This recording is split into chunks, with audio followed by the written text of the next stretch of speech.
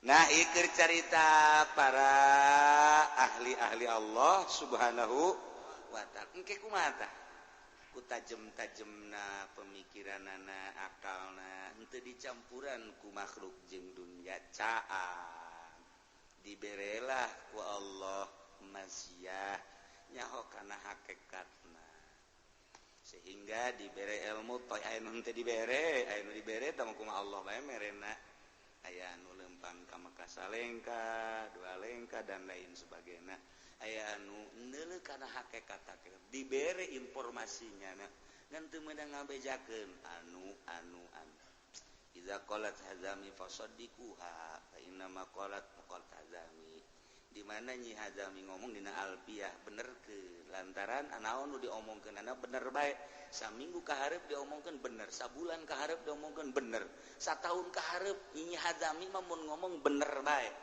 eta seorang waliyatullah awewe aya baheula ngaranna Nyi Hazami asalnya ngomong benerkeun nu mantak Imam Sibawe dijuluki Nyi Hazami sebab naon nu diucapkeun ku nyana cak nyana meunang-meunangkeun bae geus Imam Sibawe mantak jejegut ahli nahu adalah Imam Sibawe disarwakeunana jeung Nyi Hazami seorang waliyatullah idza qalat Hazami fasaddiquha nah eta jelema nyawa nah ieu ge komo Tuan Syekh Abdul Qadir komo Imam Abu Hasan Asyadzili dan imam-imam nulai urang nyaritakeun boro-boro Tuan Syekh Abdul Qadir carita Ki Umar Rancalang bae geus pohara carita Syekh Asnawi geus luar biasa geus komo Syekh Mansur mah lain lalagaan geus sakecap nyata jasa kunaon eta bersih mata hatena nah ieu ge aya zakar ba'dul arifin min ahli al-kasfi wa tamkin annahu yanzalu fi kulli sanatin 300 alfi baliyah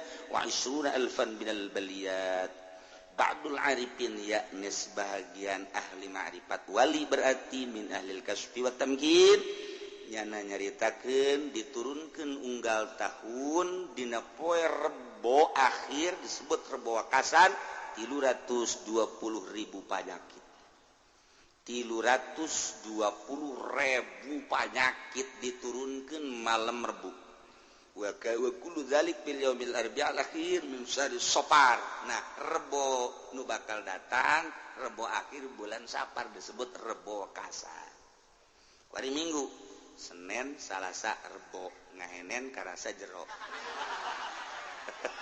siapa sok aju ka mana bae aduh eta ge beunang dikolot ai utang hitung teh pan Senin, Salasa, Rebo kolot eta bisaan bae ngahenen karasa jero hih sok aya tungtungan kitu terus bae ka dieu nah bogan diturunkeun jeung nu kitu ijazahna baheula fayakulu dzalikal yaum as'aba ayyamis sanah maka di poe Rebo eta pang berat-beratna poe dina satahun geus di dinya aya penangkalna meunang ti Allah kumaha carana salat 4 rakaat yaqra'u fi kulli rakaatin minha ba'dal fatihah surah inna a'tainakal kautsar 17 marrah rakaat awal inna a'taina 17 rakaat kedua al-ikhlas khamsa marrat rakaat katilu dan selanjutnya ngan mun aya nu ngajak di perumahan di masjid di mushola di sekitar urang ulah Bismillahirrahmanirrahim kumaha anu kusim kuring dijelaskeun minggu kamari bahwa dina minggu ieu urang ngamimitian donatur pikeun acara haur perlu diganyahokeun supaya urang mantep ibadah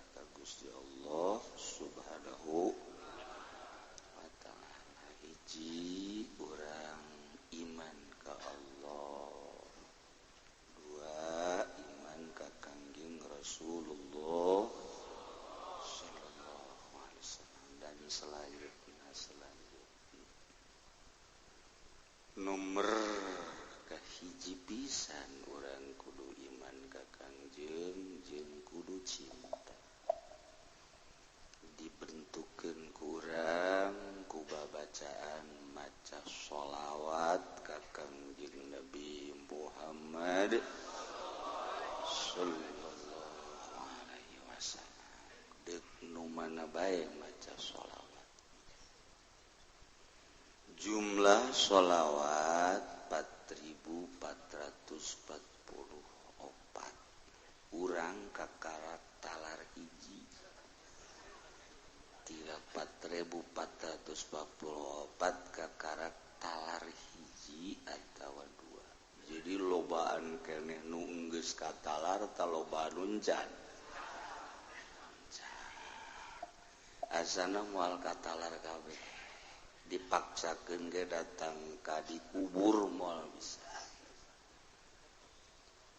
Tak nomor hijina sholawat mah eueuh deui ialah maca dalailul khairat. Dihizib-hizib ngan kudu ijazah. Poe Jumat di dieu ka dieu, poe Sabtu di dieu ka dieu, poe Minggu di dieu ka dieu. Kudu ijazah teu meunang sabaca-bacaan.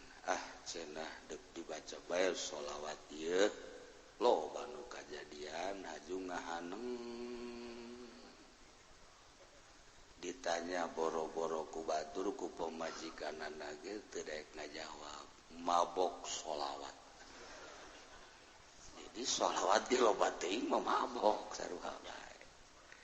Ulah kula wanitip ulah dibaca eta dalail lamun can ijazah. Sebab keras mun cara obat mah milikna ieu model ektasi. Jadi ieu mah asal dileg-leg atuh geus aju molotot. Mun cara rokok ieu mah gele. Ganja. Ulah urang lamun sayur bae tadi ganjaan model di Padang di Aceh sayur tadi ganjaan keur ngadahar keneh haju berat bae mata hayang es kuat eta kakarak sagrintil lamun dihisep waduh dunia lenyap urang asa ngapu asa jadi raja asa doang atuh henteu bantak haram ieu ge maca bangsa dalail teu diijazahkeun heula lain hiji lain dua walah wah weuleuh ulah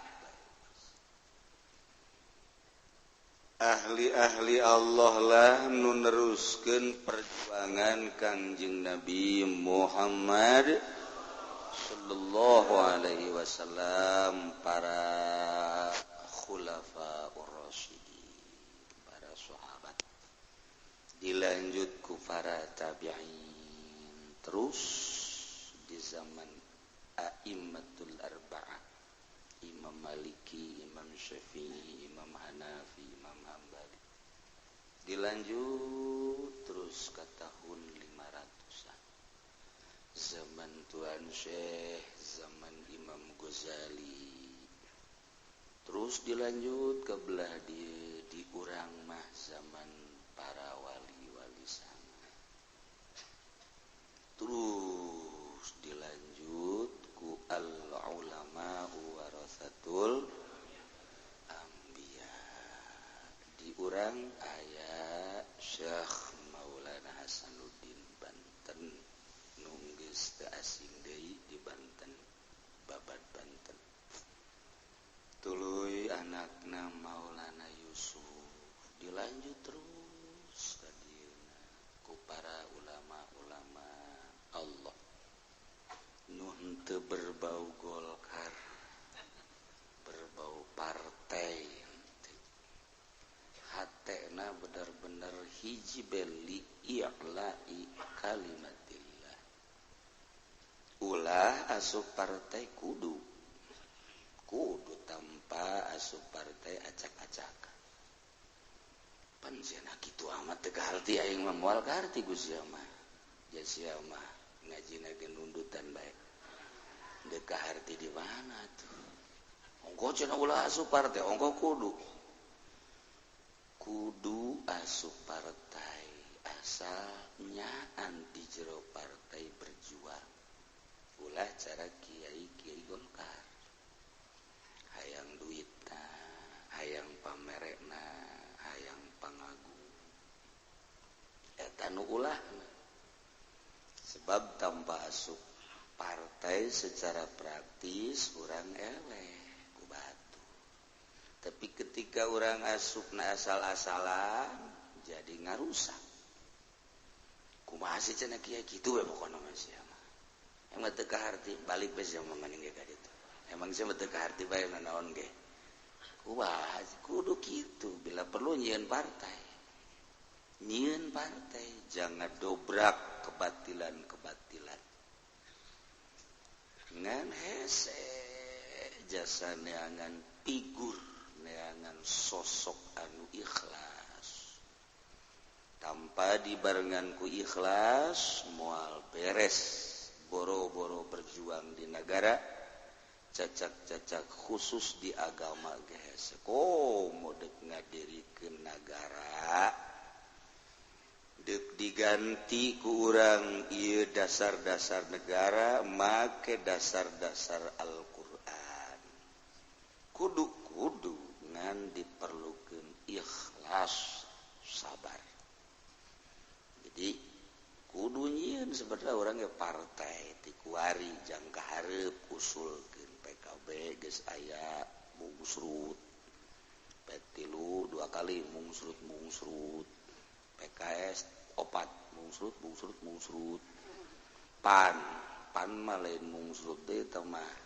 odol-odolan mah guys bintang bulan komo bintangna di mana bulanna di mana ieu je partai-partai Islam tah ieu encan katingali bergerakna sebab daon sebab teu ikhlas pada ngabogaan kepentingan setungtung pada ngabogaan kepentingan di luar ketentuan moal ngahijina naon ngahijina dina eta bae diunti aya bae unti ayo eueuh unti neangan atuh emang nu dimaksud ge unti atuh geus we ka ditu jadi kunti nah ieu lamun urang mantep mah nyieun partai sok geura dipangmikirankeun coba urang nyieun partai naon hayu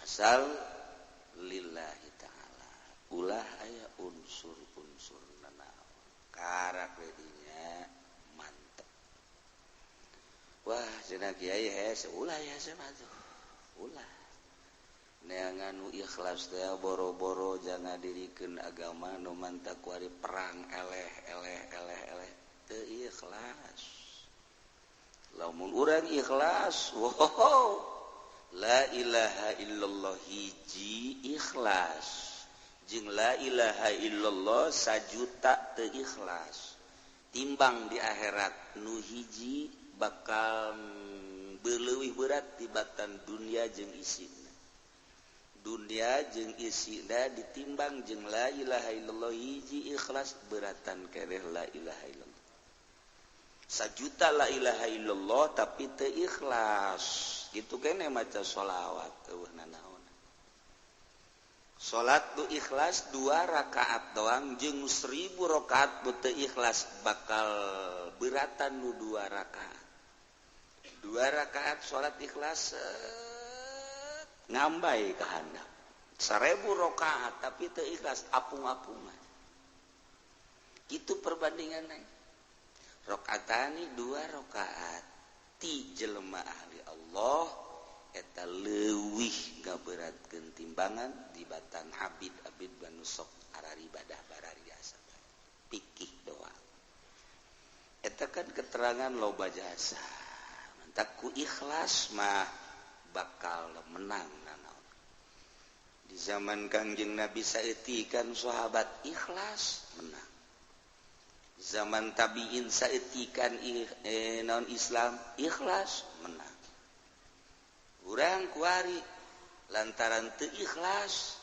ngadenge peperangan eleh teu ikhlas tapi lamun ikhlas Masya Allah pokoknya bisa dibuktikan ayeuna nu hese ge urang ikhlas biasa insyaallah babari diomongkeunana hese dilaksanakeun tumantak coba teangan ikhlas ku cara kumaha bae dibentuklah ku ahli-ahli ikhlas supaya mantap ialah thariqah ieu teh janga ikhlaskeun geus bisa ikhlas teu kudu asup thariqah teu kudu asup thariqah teh ya penemuan ahli ikhlas geus saha anu nyieuna nyanalah anu dipake ngara Imam Syafi'i boga ikhlas boga thariqah Syafi'iyah Imam Maliki thariqah Malikiyah Imam Ghazali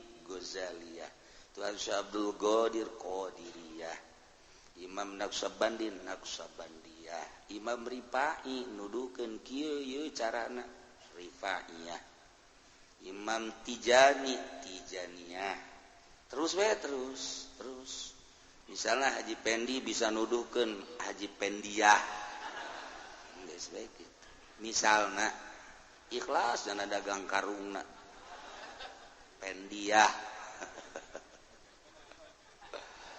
aduh teh eta perempuan teh nuduhkeun cara-cara ikhlas bisa dipertanggungjawab lantaran kabeh ge akur ti Kangjeng Nabi ngan di Kangjeng Nabi mah teu dipraktiskeun sebab langsung kabelah dia mulai ti sahabat ti tabiin dibentuk aya zikirna aya tafakkurna aya muraqabahna aya khidmahna macak cek Tuhan Syekh Abdul Qadir hei manusia ulah suuzon sakali sapoe atau saminggu atau sebulan milu geura jeung kula diuk babarengan engke bakal kapanggih ngeunahna ibadah sapoe bae can kapagi sapoe coba saminggu can kapagi saminggu coba sebulan engke ge bakal kapanggih aya beda perasaan batin ulah zahir bae coba do diurusan teh batin coba urusan coba bisa sapoe ge sapoe teu bisa sapoe saminggu coba teu bisa saminggu sabulan coba datang ka kapanggih ku kula dek dituduhkeun hayu milu jeung kula diuk babarengan asal ulah nundutan lecak cenah teh sebeuting wuduk silaka ke gara karasa cek Tuhan Syekh kula lain sombong dek nuduhkeun dek diajak ka Allah lantaran kulana geus wau jeung Allah fokus di urang bae hayu urang ka bupati hayu sia ki aing geus wau jeung bupati hayu aing geus wau jeung gubernur Atut hayu geura ku aing diumrohkeun sia hayu geura ge dimunggah hajikeun dibangun engke ge mungsut geura sia diajak orang ka presiden lantaran geus wau urang lamun aya jelema ngajak ke presiden nyandana teu wau siapa yang heuli tampiling gua sia ngajak aing tuh aing geus wau urang geunaheun diajakna ka dieu bahkan atuh aman bahkan diaping ke presiden wih ngeunah geus kontek-kontekan jeung nya iya bapak ada di mana ini warung kopi oh iya presiden lagi di warung kopi iya bohong berarti tidak presiden masa presiden nongkrong di warung kopi emang presiden lain jelema jak presiden oh atuh boleh bengan atuh teu boga muruah satahap atuh orang pasar mah barang dahar di pasar tuh masalah tapi ustad badahar di pasar di masalahku wih udah ustad dahar di pasar nangtung di daharna jadi masalah ayo orang pasar mah tugas tadi masalah gitu jadi sama kom nah ieu ndek jaritakeun ahli Allah nu ku urang kuari dek di haulan adalah Tuan Syah Abdul Qadir Al lobalah para habaib nu nanya kenapa sih Pak Kiai maulidan enggak dibesar-besarkan kok haul Tuan Syekh dibesar-besarkan maulidan mah unggal lembur hayu terus eta ge sarua di dieu maulid di dieu mun dihijikeun gede lantaran merasa memiliki kabeh pada hayang ari haul mah kan aya aturan-aturanana jadi ndek bae ge mangga ngan leupas ti aturan bakal moal aya nu daraekeun sebab patalina khusus jeung batin hiji nu nyekelan haul mah ulah hayang kam pamere napan hese tah pan hese ieu mah ongko haul Tuan Syekh ongko nyana lumayan jadi sakeun ieu kajian dapur mah sia bakal anggeus sakali dua kali moal aya nu nerus moal aya nu hayang-hayang antaran eta tah di jerona ulah hayang bahkan kudu berkorban ti heula mentak loba nu ngayakeun haul hajung geusaan bae kunaon atuh menangna 10 juta nu 5 juta ka kantongnya pan eta kos kitu pan bolon eta kos kitu teu meunang tah ieu syarat-syaratna loba mentak lamun teu anggeus nyana ijazahna atuh mal beres dan mentak kudu make ijazah maulidan mah bebas-bebas nah ieu ahli Allah nu ku urang neuk dirayakeun mentak lamun batur hajat nanggap orkes biasa urang nyumbang abeh kana-kana bareng maksudnya yuk keliningan jaipongan aing ge nyumbang tah 1 juta 2 juta 3 juta maksudnya nyumbang pokona di akhirat mah ge ulah siapa kana raka aing ge milu atuh peduli pantah nah ieu ge urang peduli ahli Allah urang supaya kabawa ku ahli Allah jadi akhiratna ahli-ahli Allah lempang dina cahaya ikhlasna nuku Allah engke ditahan ulah waka ka sorga coba tungguan heula mana nu baheula milu nu baheula peduli ulah waka ka sorga ulah tahan cahaya nanggeus ngemprai yauma yas'an nuruhum dina poean nyana leumpang di jero cahaya ilmu jeung ikhlasna maka nyana geus hayang ka sorga ditahan ku malaikat ditahan Allah ke tungguan heula cak Allah melalui malaikat beusi aya murid-murid anu baheula milu engke tinggalin waduh nyana nangtung digeupan saya iya aja pending sono iya nggak pernah ikut ini mah aduh di sono ih ceknya iya dia milu ngaji merente ente ya milu pangtukangan lah di situ nah itu kan ngeri orang di gitu nah iya ke orang dijikeun Imam Ripai, Imam Tijani, Imam Naqsabandi dan lain-lain sebagainya ngepada-pada ngabogaan bendera.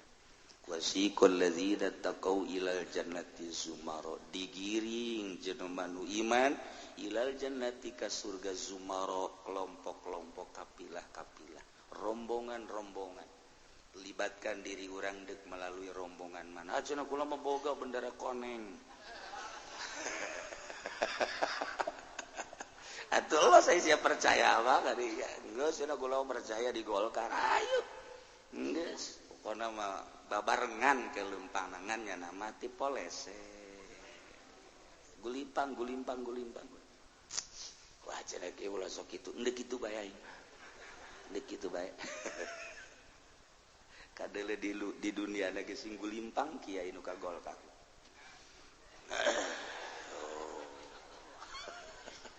nggak bener kan ekstrim tambah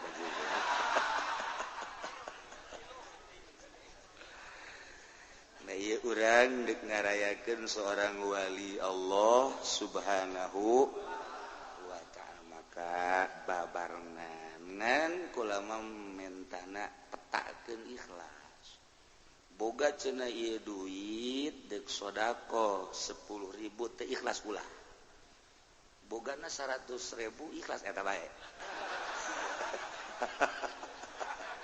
Daripada 10.000 teu ikhlas mending nu ikhlas 100.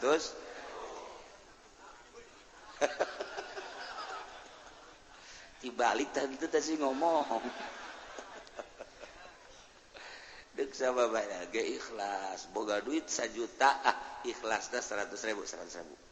Boga duit 100.000 ikhlasna teh 10.000. Boga 10.000 ikhlasna 1.000. Boga 1.000 ikhlasna 100. Geus bae pokona mah. Jadi teu kudu peureum. Teu kudu ikhlas tah. Balangkeun. Beda suarana ge kelecering. Ditoel ku babaturan. Pasti masa sada ikhlas sakitu. Geus bae, geus pokona nu ikhlas bae ulah datang ka mere 100.000 datang ka imah nirisan. Cak babaje kunaon ka? Aduh, kakak inget bae. Mere 100.000 can nyorang kakak mah ieu mere 100.000. Coba aya 7 angin teu. Emang iya kakak asana paranas tiris ya.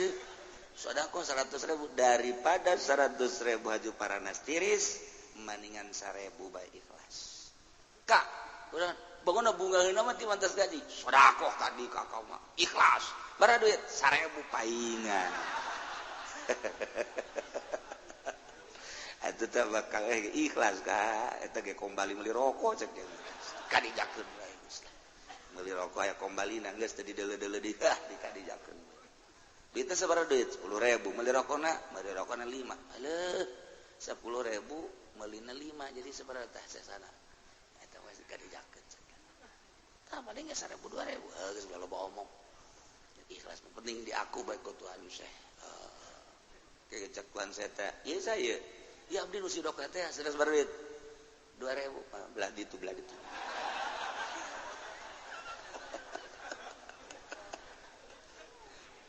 Kecak Tuhan saya teh ge. Kue kuari mah make bendera anu 10.000 nu 100.000 belah dieu. Nu 50 belah dieu. Anu 10.000 belah dieu. Nu 1.000 mah geus di mana bae nya lah. Geus di mana bae. Ya Allah, ya Rabbi Karim, komo tamanu segala geus ngondisikeun hewan dan lain sebagainya. Alhamdulillah unggal tahun aya nu geus peduli kitu ya sapi, ya munding dan lain sebagainya. Kitu nah ieu keur carita penerus penegak agama Allah Subhanahu wa ta'ala. Terus eta kakuari negakeun agama lamun teu ikhlas acak-acakan bae. Engkena beda ngomongna. Kudu aya ikhlasan haram cak kajen kukuman. Haram, cak aing haram. Beudang saminggu dibere. Eta teh haram budak. Haram. Dibere di sama budak eta haram sebenarnya mah. Dibere di lah teh mah terserah sararia. Eta mah terserah tah atulah aya keteranganna ieu. Eta kiai lamun geus kos kitu tah berarti. Itu mimiten budak kredit teh haram sia. Aya bae. Budak kredit teh lah pertimbangkeun bae heula. Berkati lo. Lah tu aya ieu keteranganna milu kanu ngameunangkeun bae si ulah hararese. Kiai ai keur ieu haram ai kuari kitu. Kalau omong tadi beres sekupi tah. Ku sorum. Oh, paingan. Asana ieu mah kieu mah lamun dibere apan sama meureun dakwah. Kitulah kira-kira. Jadiana ngahayu-hayu. Eta kiai oplo eta. Kita kiai teu boga ikhlas, mantak ge teger. Jelema nu boga ikhlas mah teger. Terus di dunia ieu anu teger gembangkeun agama nu boga ikhlas, asal teu boga ikhlas mengpeleh. Tayelah ahli ikhlas disebut para wali-wali Allah. Terus datang ka kuari terus ajudek durunkeun ilmu kawalian atuh siapeun jasa guruna baik nu geus maot maupun nu harirup keneh. Ieu ilmu teh deuk dibikeun ngan saha nu kuatna, ieu saha? Anu siap masyakat, siap ngabedakeun kahirupan. Nu biasana peuting teh hees ieu mah supaya hudang. Heula kitu bae heula. Siap tanti ta batur bakerek nya nama nonton bola hudang. Weh siap teh mah kiai cajak ada teu kudu di bejaan, tangkorak sia meureunana. Pugu eta nu ngundang tsunami. Ieu mah siap batur kerek nya nama hudang tafakur ka Gusti. Siap kitu heula. Siap henteu batur mah gagayaan nya nama cumplang campling. Lain teu kabeul. Memehna ieu memeh husul ilallah. Jadi kudu dirobah watak. Watakna ieu mata hayang ngeuleuh nu indah-indah tutup ulah. Ceuli hayang ngadenge numer-numer ulah. Mata hayang nahes bae oper urang. Dan tadina ieu sungut teh daek babacaan dibere babacaan bae. Ieu dirobah siap henteu model kos kitu. Nu tatadina nyana teh embung jasa kahujanan. Antep awak supaya kahujanan. Kok bisa gitu sih? Dirobah. Moal jadi khorikun lil adat. Mun nyana henteu ngakhorik-khorik heula dirina. Ngarobah perwatakan. Nah, ieu watak urang teh hayangna sebeuh bae. Robah ku urang supaya lapar bae. Eta doang teh deuk siap tah henteu kikituana. Mun urang kawin mah dititah bae sanajan deuk mengarah kawalian ge. Kawin mah dititah bae ngan urang teh lamun kawin mah ulah kanu bogoh. Tuh, pan sia mah embung kan. Embung. Bogoh jasa ka ieu ngan kulantaran ieu mah bogoh mah watek. Watek tah mah birayu watek ieu mah aya awewe hiji umurna geus 45 tahun encan kawin. Nah iya parawan namangan geus 45 tahun. Berarti kan aya kekurangan di dirina, mungkin hideung, mungkin pengek, mungkin bae jebleh, mungkin dan lain kemungkinan deuk ka Allah mah ieu aya nu geulis jasa, ieu nu jore jasa. Pan watak urang mah hayang ka nu geulis, milih nu jore.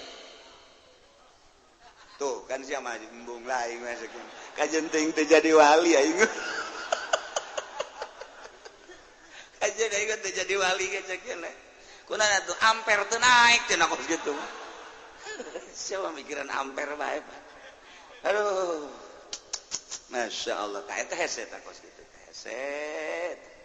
Nah, ieu cacarakan jadi wali teh ya, ulah nuruteun perwatakan. Kan hese ta kos kitu. Jam hiji keur meujeuhna ngeunah watak urang ngeunah jasa es. Udah. Nu mantap kudu aya pembimbing khusus bila perlu nyana di harapan guru. Jam hiji udang sia mandi. Mano cenah tundu mandi sia. Mandi. Mandi. Salat. Dipaksa dicarekan. Entek cik Tuan Syekh Abdul Qadir sapoe bae milu jeung kula atawa saminggu hayu. Lain titah dahar milu sapoe teh. Dek dibere jangan jeung dek ditembongkeun cara-cara ka Allah. Ye sia deuk ka Allah mah kieu ye. Jadi nyontoan nya deuk ka Allah. Nah, ieu babacaana, ieu carana, ieu kieu, diukna kieu, nantungna kieu dan lain sebagainya. Ayo coba praktekeun. Bener engke ge lain deui gitu.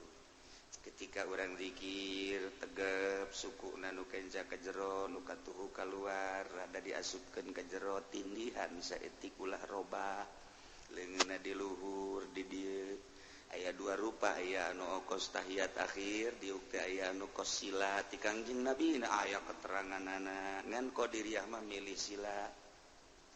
Sok geura sila peureum seakan-akan ulah neuleuh dunia. Peureumkeun geura.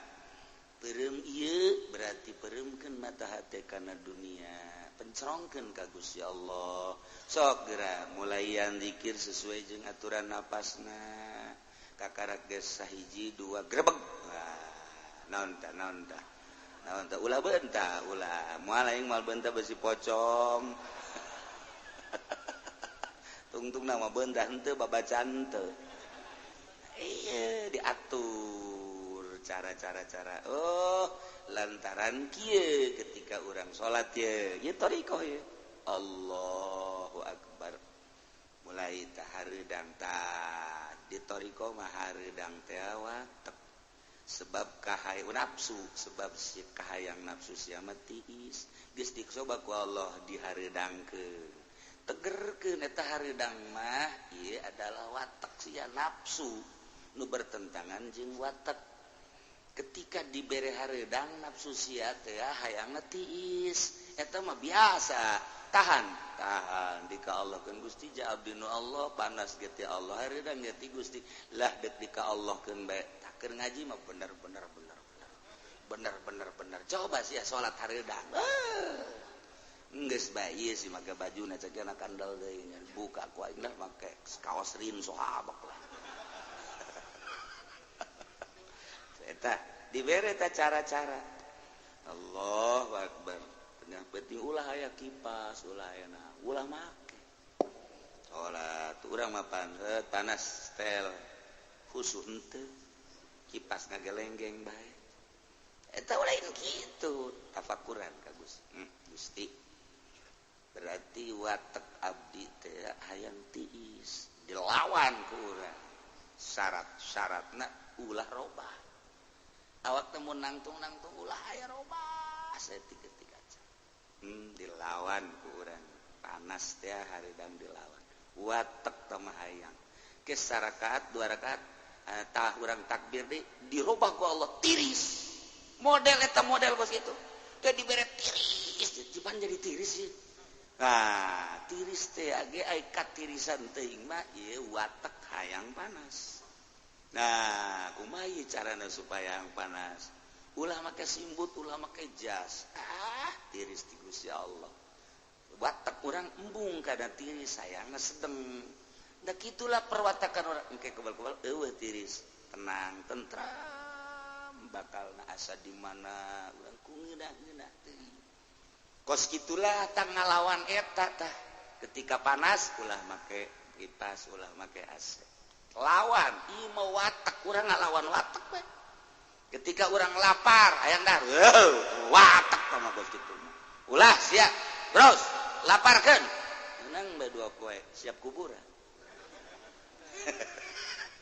iya tetap kurang dahar kudu nginum kuna ukuran bae ukuran jam ibadah eta thariqah teh kos kitu lain sakadar zikir diikhlaskeun ka Gusti Allah praktek-praktek eta lah nu hese ketika urang lempang neuleun nu geulis kan ari geus ditapakuran mah ku urang hei mata sia resep ka nu geulis kan watak eta satungtung watak sia dihayukeun moal luhur sia malengos urang neuleun nu jore urang gajebian kana hei watak eta goblok sia deureun nu jore tadi nu geulis aya resep kuari nu jore aya benduk eta watak urang istighfaran astagfirullah Gusti ampura mata abdi encan kuat abdi ngalawan watak mata ketika neuleun nu geulis ngarenghap ranjug hayang nanyakeun nomor HP-na ketika nu jore ngarenghap ranjug embung jasa dibere nomor HP-na ge jang naon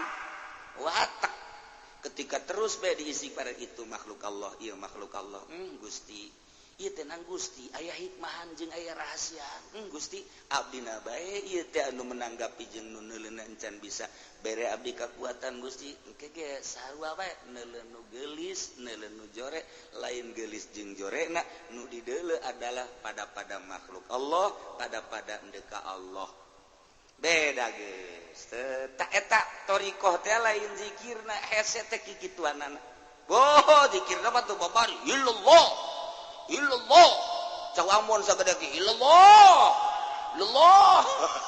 eta guru tarakat tolol tah mah kitu ngariung bae asal dinusugi angel la ilaha illallah dinususah bae ngan 10 itu mah yang digantung nama kiai kos kitu mah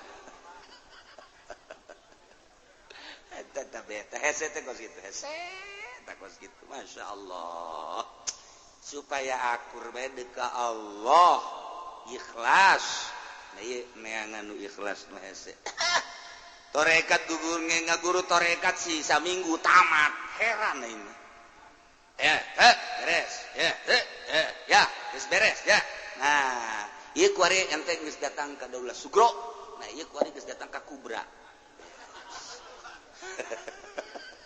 saminggu tamat ayo nu ngapingna sah jalai gitu toriko bati bae lagi ye jadi ulah waka ditaekeun ja ieu mah lain ngaji cara amil jurumiyah lain ngaji teh ieu mah ngaji rasa jadi tingkah supaya karasa mun maca sholawat supaya karasa seakan-akan kangjeng aya di hate mun urang zikir ngaji rasa supaya karasa Allah aya di hate jadi supaya ngeunah entah aya babacaan ngeunaheun mun maca Quran ngeunah karasana maca sholawat ngeunah salat nu mantak salat de Allahu akbar nyana bangun eueuh kacape atuh ngeunah urang mah 2 rakaat 3 rakaat 4 rakaat aja bae nyang hunjar kieu aja olahraga bae di masjid ke salat teh deuk salat ke kikieuan heula Allahu akbar beres aja bae ngedeng di Mekah eta kos dari itu lain hayo salat ganjaranana 100.000 masyaallah lain lobakeun salat henteu pan pura-pura zikir jeung tunggu batur adzan hudang nya henteu ku husu-husuna orenganan bola mun ditandean mah saember mangacai aya ku ada jelumana di dieu nah ikir cerita para ahli-ahli Allah subhanahu wa ta'ala engke kumaha tah ku tajem-tajemna pemikiranana akalna henteu dicampuran ku makhluk jeung dunya caan diberelah ku Allah masyiah nyaho kana hakikatna sehingga dibere ilmu toy aya nu henteu dibere aya nu dibere tah kumaha Allah bae merena aya anu lempang ka Mekah salengka 2 lengka dan lain sebagainya aya anu neuleuh kana hakikat dibere informasinya ngan teu meunang ngabejakeun anu iza qalat hazami fasaddiquha fa inna ma qalat hazami di mana Nyi Hazami ngomong dina Alfiyah bener ke lantaran anaon nu diomongkeunana bener bae saminggu ka hareup diomongkeun bener sabulan ka hareup diomongkeun bener satahun ka hareup Nyi Hazami mah mun ngomong bener bae eta seorang waliyatullah awewe aya baheula ngaranna Nyi Hazami asalnya ngomong benerkeun mantak Imam Sibawe dijuluki Nyi Hazami sebab naon nu diucapkeun ku nyana cak nyana meunang-meunangkeun bae geus Imam Sibawe mantak jejegut ahli nahu adalah Imam Sibawe disarwakeunana jeung Nyi Hazami seorang waliyatullah idza qalat Hazami fasaddiquha nah eta jelema nyawa nah ieu ge komo Tuan Syekh Abdul Qadir komo Imam Abu Hasan Asyadzili dan imam-imam nulai urang nyaritakeun boro-boro Tuan Syekh Abdul Qadir carita Ki Umaran Calang bae geus pohara carita Syekh Asnawi geus luar biasa geus komo Syekh Mansur mah lain lalagaan geus sakecap nyata jasa kunaha eta bersih mata hatena nah ieu ge aya zakar ba'dul arifin min ahli al-kasfi wa tamkin annahu yanzalu fi kulli sanatin 300 alfi baliyah wa 20 alfan minal baliyat ba'dul arifin yakni sebahagian ahli ma'rifat wali berarti min ahli al-kasfi wa tamkin nyana nyaritakeun diturunkeun unggal tahun dina poe Rebo akhir disebut Rebo Wakasan 320.000 panyakit 320.000 panyakit diturunkeun malam Rebo wa kullu dzalik bil yaumil arbi'al akhir min syahri Safar nah Rebo nu bakal datang Rebo akhir bulan Safar disebut Rebo Wakasan hari Minggu Senin, Salasa, Rebo ngahenen karasa jero siapa sok aju ka mana bae aduh benang dikolot utang hitung teh apa Senin-Senin salah serbo kolot eta bisaan bae ngaenen karena sejero sok tungtungan gitu terus bae ka dieu nah bogan diturunkeun jeung nu kitu ijazahna baheula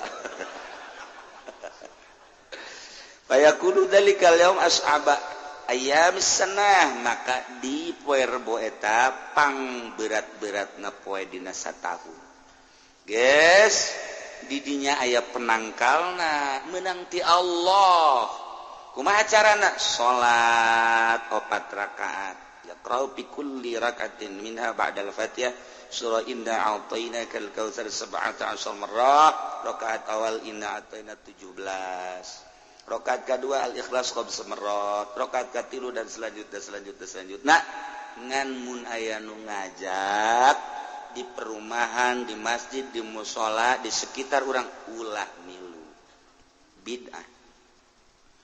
Kok bid'ah sih kiai ngabejakeun jelema-jelema nu khusus lah nu salatna urang mah ulah. Geus ngeunaheun ku urang mah dita ulah salat. Ngeunaheun besok maksa. Bisa henteu tungtung nama. Lain katangkal eta teh panyakit entahan nya mangondang panyakit.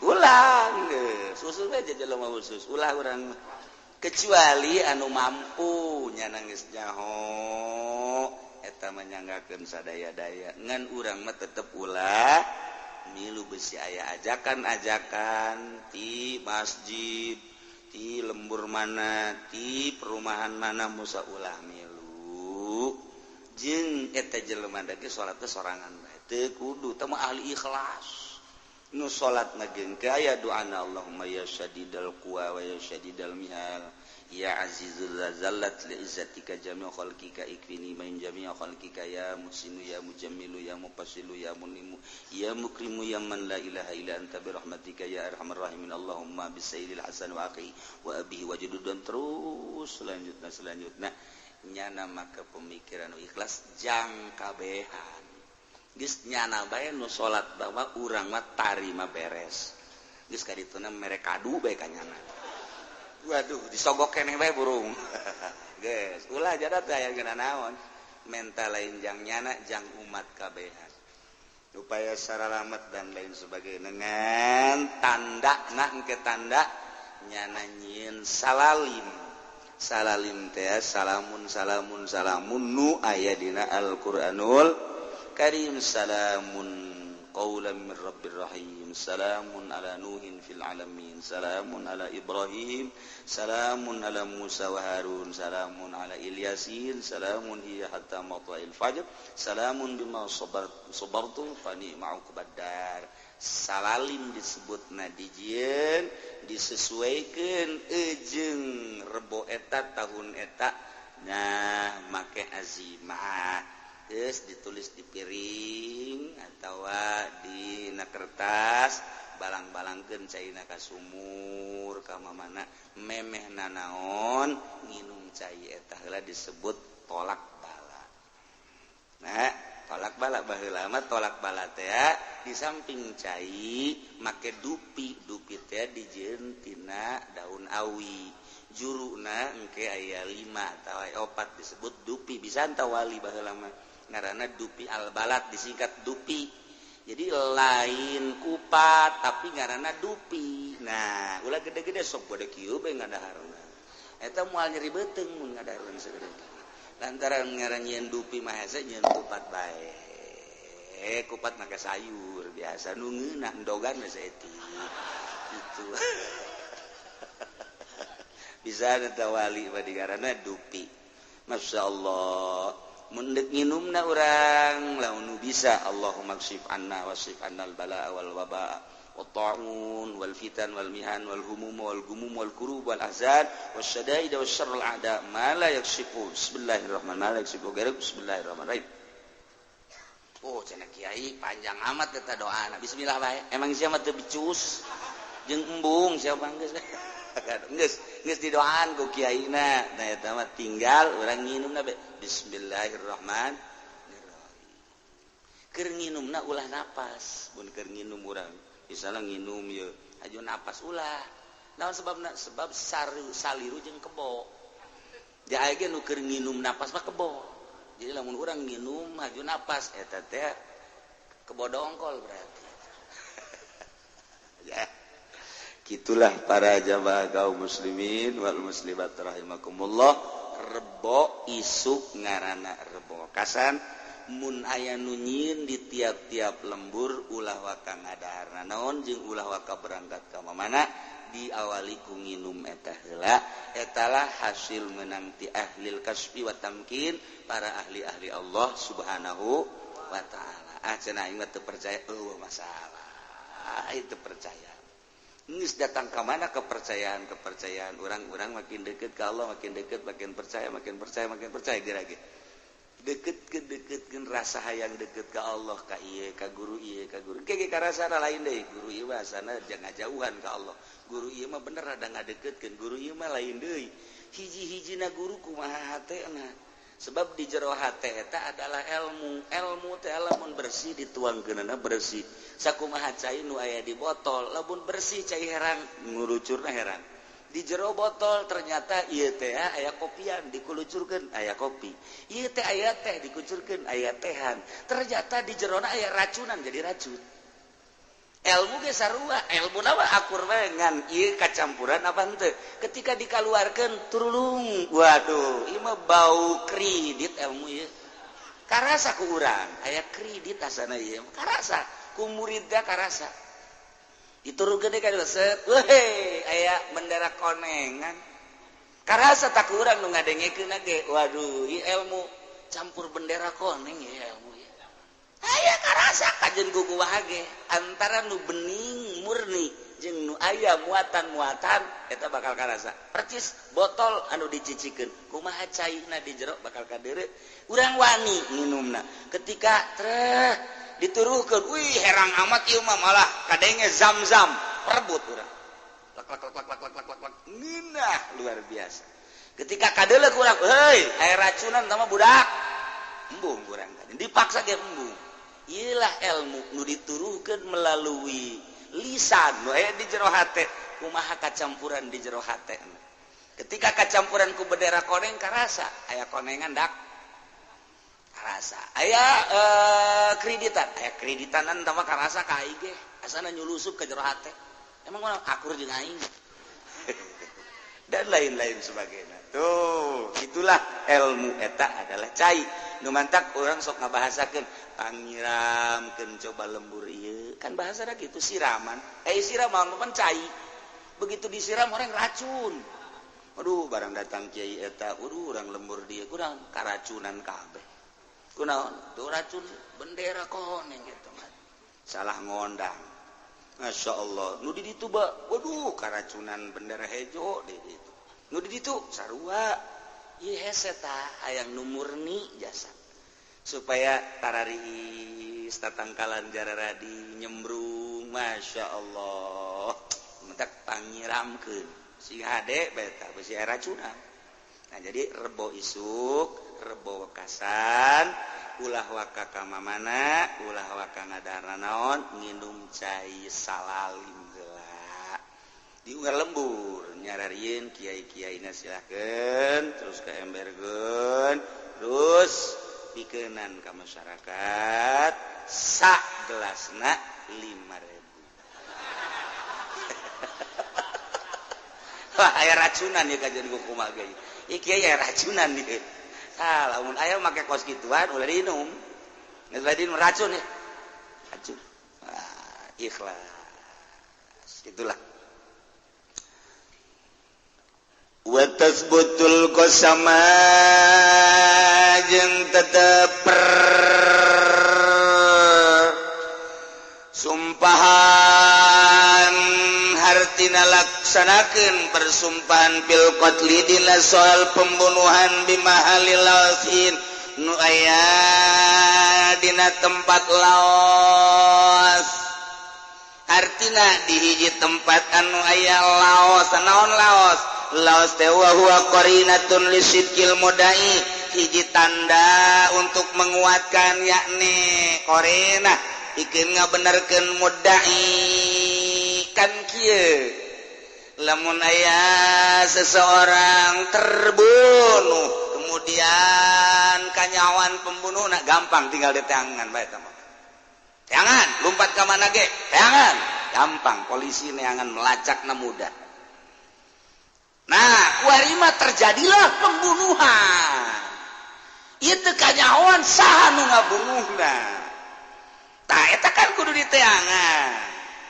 Kanyawanana ieu di mana terjadina? Ternyata terjadina teh ieu teh mungkin bae di lapangan, mungkin bae di pengkolan, mungkin bae di kampung, mungkin bae di gedung, mungkin bae di jalan cai, mungkin di jalan kereta.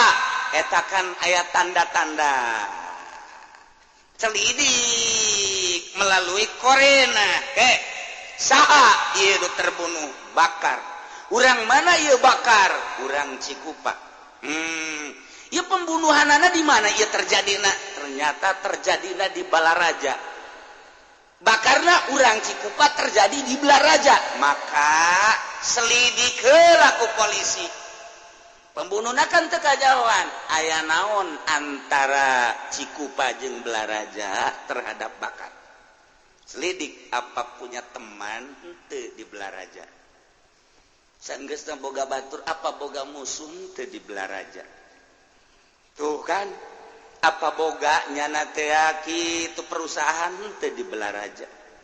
Apakah manehanana boga kabogoh anyar teu di Balaraja. Eta ka selidik eta laos garana tah. Mulai ayo coba selidik. Barang diselidik kanyahoan ternyata orang zae orang bakar teh boga musuh urang Balaraja beuki mengarah ya Allah ieu di kitab ge geus dijelaskeun percis kos polisi bae mah nu batak ieu mah urang bisa jadi boga ilmu jiwa kabeh ieu ilmu kejiwaan ngaranna. Nah bakar terjadi pembunuhan dibakar orang Cikupa terjadi di Balaraja. Ternyata emang Ki Bakar teh boga musuh orang Balaraja. Khalid ngaranna. Coba. Ki Khalid aya di Balaraja. Ternyata beuki mengarah. Tanyakeun ka babaturan Khalid, telah berapa lama Khalid menghilang? Komo lamun kieu mah. Kemarin mah Pak ada, tapi hari ini enggak ada. Geus mulai mengarah. Laos ngaran. Masya Allah. Ih datang ke kos gitu tah dibejakeun. Mantak carita teu kanyahoan eueuh ti dituna lantaran di kitab dia geus dipuat. Nu mata kurang teh melalui korena nyaho si A bogoheun ka aing kajen kumaha. Si B teu bogoheun ka aing melalui korena.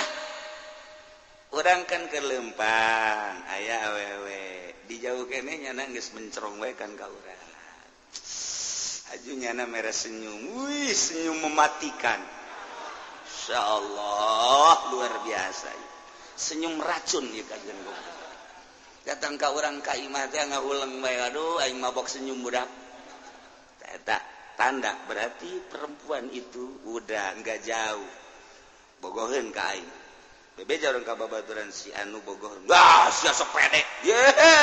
Atuh aing nyebutkeun bogoh teh aya tanda-tanda. Emang kumaha kitu tanda-tanda? Ti jauh kene nyana neuleukeun. Aju, neuleukeun aju senyum. Katipu sia cak babatur. Emang nyana mah eueus sia geus senyum bae. Oh, emang kitu. Atuh sia mah katipu. Dasar Haji Pendi teh nyakona naon. Orenganan tah mah kudu dibawa ka grogol. Tuh, giliran nu edan diajak senyum ku nyana. Nah, ieu mah teu waras ieu mah waras. Ternyata benernya ke sakali dia coba sakali dia liwat ka dinya malah bangunnya nate ya mapag bong mengarah jasa tamah mengarah geus tamah geus ulah asa-asa deui geus kajen kuku mage bogoh 150% leuwih 50 tamah persen ge wah urang liwat begitu liwat nyana tata dina neuleuh ka urang tungkul saenggeus tungkul ngabalieur ulah waka ditanya eta ngabalieur bermakna eta maknana makna teu bogoh eta isuk urang liwat deui geus dukangan ti heula bae katilu kali ku urang ditanya neng sedang apa geus coba maning bawa ka Cisoka bae geus puter tasbih kajian gogo mage geus ya Cisoka teh bagianan eta mah ajan kukumaha ge make ini roa itu ada asaroko kaba. Eta garana korena tanda ikeur carita soal trisno ieu mah ieu. Nah, soal leup-leupan ieu mah. Eta kan lain. Nah, ieu ge sarua polisi lebih jeli laos gara istilah fikih. Nah, terjadi di Belaraja. Tanyakeun, geus aya horeng boga musuh. Nah, nanyakeun saha musuhnya na Khalid. Aya eueuh kamari mah aya leuwih mengarah. Tanyakeun ku ari ka pamajikanna, "Ibu, istrinya Khalid ya?" "Iya." Pak Khalidnya kemana? Nggak ada Pak, udah lama dia mah. Katanya kemarin ada, kemarin juga sebentar Pak, terus kemana lagi kali. Ini bagaimana sih Khalid kerjanya apa Pak? Dia mah Pak lah, nggak karu-karuan Pak. Enggak, ini kerja sehari-harinya apa? Nggak tahu saya juga. Kadang-kadang bawa motor ke sini, terus motornya nggak ada. Udah banyak yang nyariin ke suami saya mah. Katanya pemalingan motor. Katanya. Lu ngomong yang bener atuh. Jangan pemalingan atuh, kalau Melayu mah dia suka curi motor. Iya lupa saya, namanya juga orang Belaraja apalah, maaf Pak. Iya tuh kalau sudah tuh lu ngomong. Atau bapaknya kan mengajakin ngomong bahasa Indonesia aja. Atau saya juga ikutin bapak ganteng deh. Ya aju bae cak polisi, nomor HP berapa? Lain ka Khalid mengkol goblok tak polisi. Iya cak polisi teh sambil menyelam minum air lah. Tolol polisi di akhir zaman mah goblok. Masalah can selesai jeung masalah deui kan eta. Aduh, eta mah di ditu di Lampung. Nah, ieu kan geus mengarah ya, berarti kejahatanana ieu geus aya mengarah ya. Oh, berarti suami ibu banyak yang cari katanya pencuri motor, kata orang, saya tinggal tahu. Sebab udah beberapa hari ini ada yang kesini nanyain suami saya, katanya hilang motor, katanya sama suami saya. Terus suami ibu kalau ditangkap udah bodoh lah, mau dimatiin juga nggak apa-apa. Emang kenapa? Nggak bener suami saya mah. Nah, geus mulai ta. Istri dah bae geus ngomong kos gitu. Jol bae anaknya ini siapa? Ini anak Pak Oli. Bapak di mana? Bapak saya mah biar ku galedeg aja, Pak.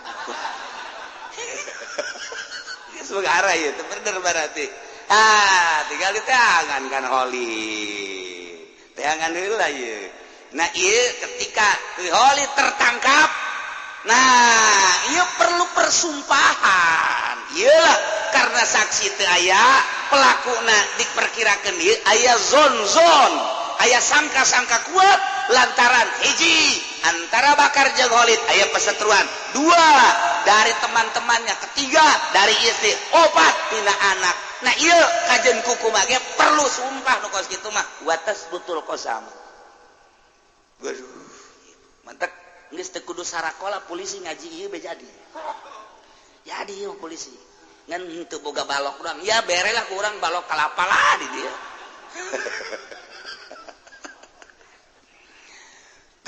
Tes betul kosama tetaplah urusan persumpahan fil qatli di dalam soal pembunuhan bimahali laosin yakni wa huwa qarinatun lisidqil mudai. Laos eta adalah hiji korena pikeun ngabenerkeun mudai bi anu wujida qatilun bimailatin secara kapanggih ki Bakar anu terbunuh di hiji tempat di Belaraja misalna au qaryatin sagiratin liadai atawa di kampung nu leutik nu aya permusuhan terhadap Ki Bakar, maka didinya kudu diteangan. Nah engke terjadilah berjalanlah dengan persumpahan. Masya Allah. Ataparraqan hujamun atawa Ki Bakar terbunuhna ieu teu kanyahoan lantaran ieu aya hiji sumur, kemudian sumur tersebut teh caina diperebutkeun ku batur jelema ti mana-mana datang perebut. Ternyata Ki Bakar paeh di dinya tah jelema paberencai kabeh atawa merebutkeun hiji perkara model di Baitullah lah. Di Baitullah kabeh ge hayang ka nyium ngecup Hajar Aswad, kemudian jelema loba di dinya teh wah perebut berat. Terjadilah Ki Bakar paeh di kerumunan orang banyak nu perebut Hajar Aswad. Iya kan perlu diketahui saha pelaku pembunuhan anak dilemakan loba jasa didinya. Nah iya taparroko anhu jamun, tetap diselidik saha pelaku pembunuhan. Apakah memang akibat tina perdesakan, apakah memang aya unsur-unsur anu memang kesengajaan, eta kudu dikanyahokeun menurut agama. Masya Allah, wahara jasa di urang mah ai sumur mah eueuh nu perebut, kemudian Baitullah ge eueuh aya ge perebut karcis film. Lantaran film rame terbatas, muatna ngan saukur 300, sedangkan jelema nu endeuh teh 1000 perebut karcis, bloon eta jelema. Tah eta teh kos kitu tah, aju berdesak-desakan di loket pae. Ieu perlu, apakah aya unsur-unsur kesengajaan pembunuhan? Ieu kudu dikanyahokeun, laos ngaranna selidik siapa yang meninggal di kerumunan orang banyak. Nah, atau terjadi model demo, besar-besaran, pakai air gas,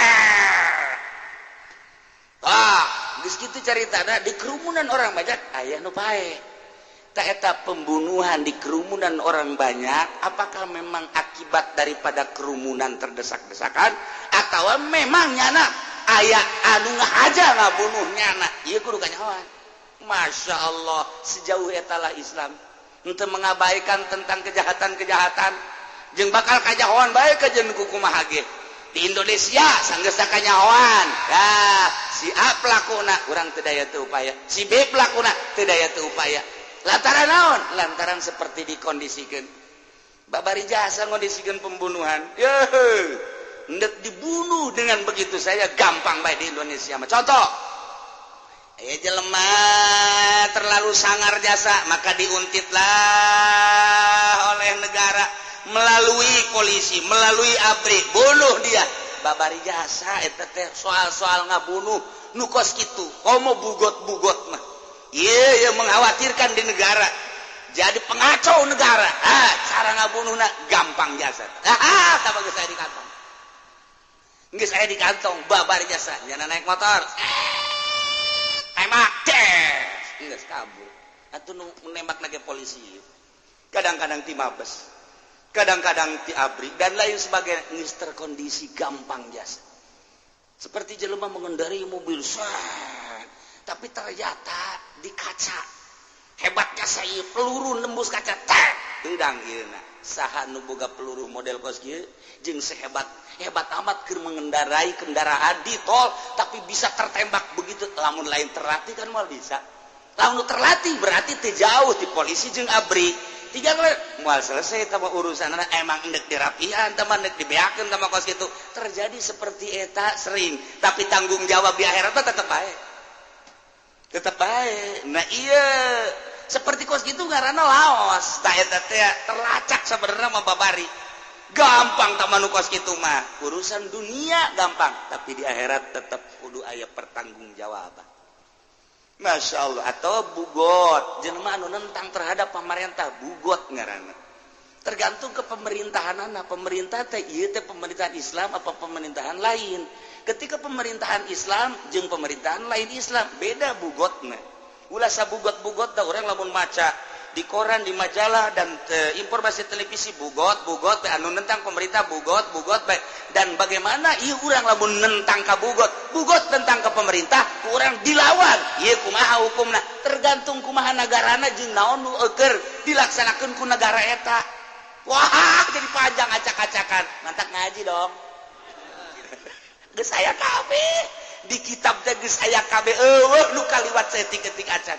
Andai kata negara Islam berbentuk khalifah atau naon bae, tapi negara Al-Qur'an bugot ieu perlu dihabiskan. Ketika negara lain negara Islam, negara ieu negara demokrasi, berarti salah satu rakyat ieu nentang teh ieu karena aspirasina. Karena dari rakyat untuk rakyat, lah bohong. Ieu mah keur carita baheulanan. Dari rakyat untuk rakyat. Naon deui? Oleh rakyat. Itu bohong. Nah, kuari ditentang, temenang dibunuh. Urang lamun ngabunuhnya na lain syahid. urang lamun merangannya na urang terbunuh henteu syahid biasa bae naon sebab paneta penentang ge kapan lain agama eta mah bentuk negarana negara juri kapan matak sih gade ieu bugot bae tapi bugot mah lain bentuk Islam lain Al-Qur'an anu diperjuangkeunana mantak ulama KBG tak bae sabarodo tama kos kitu mah hese ngahukumanana dilawananku urang ditentangku urang kabunuh henteu syahid naon sebab bentuk negarana doh nu teh pake perhitungan kiai mah maca kitab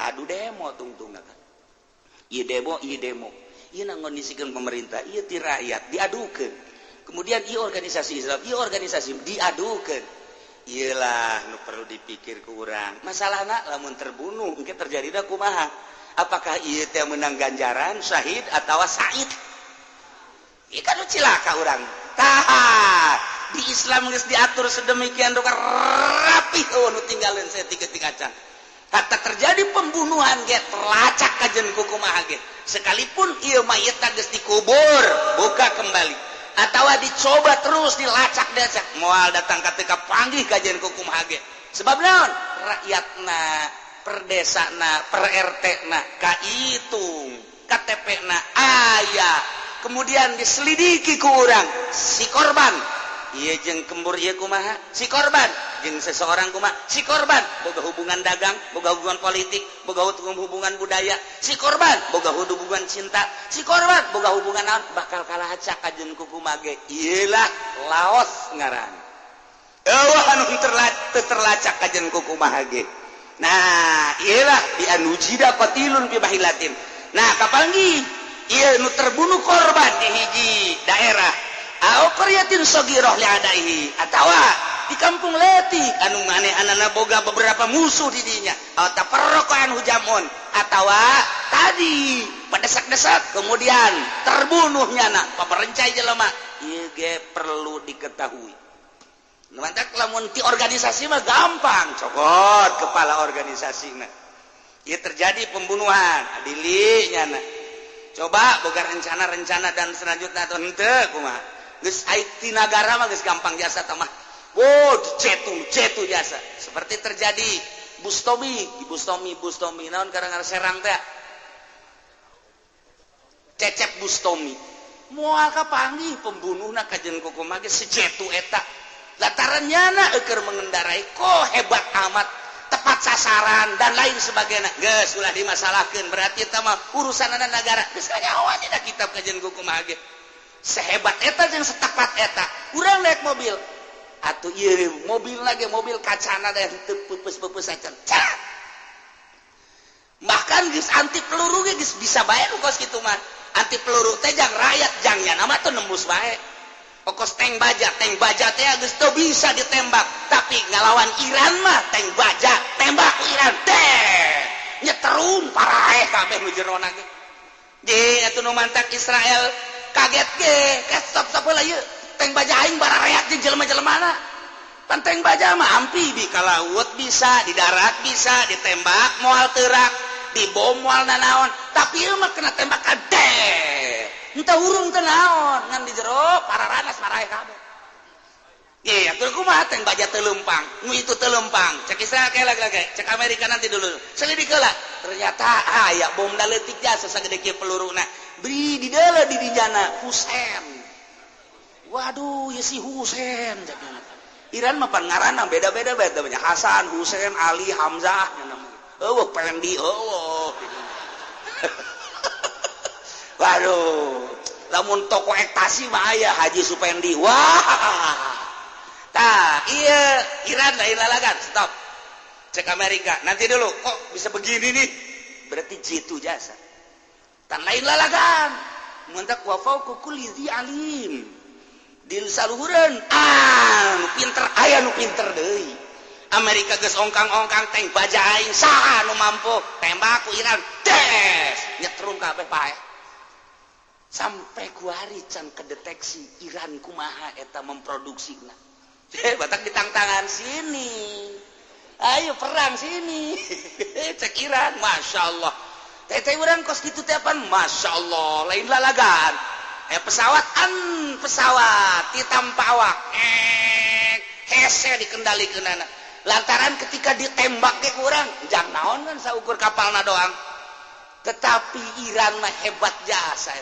tembak kena sasaran balik ke ditu ngajegur di ditu mengendalikan make remote Masya Allah haju remote nah HP di bebek ya Allah ya Rabbi jadi BlackBerry teh lain pakai bobogohan pakai perang mantak kaji pengen dibuka 5 ge BlackBerry na yang kipu doli Masya Allah eta horenganannya nama jang Trisnoan Iran hebat jasa lain lalagaan tuh eta kan di expose lantaran setiap nu memalukan ieu keur carita kadeteksi bae kajeun kumaha ge wayahoan bae geus aya kabeh di kitabna kajeun kumaha ge kos sahebat eta teu peupeus teu naon bolong saeutik korban terjadi sehingga nu teu jauh mah kok hebat amat saha ieu pelakuna penjahatna luar biasa atuh lain penjahat mah jadi negara kos gitulah seperti eta bakal kanyahoan laos garana bi an mujida qatilun fi bahillah au qaryatin saghira li adai au tafarraqa anhu jamun di kerumunan orang banyak misalnya main bola halo Inggris biasana dar aya nu pae tilu obat apakah memang nyana karena desakan apakah memang aya unsur kesengajaan perlu dikenyahoan kos gitulah laos garana walau taqobala wallahu alam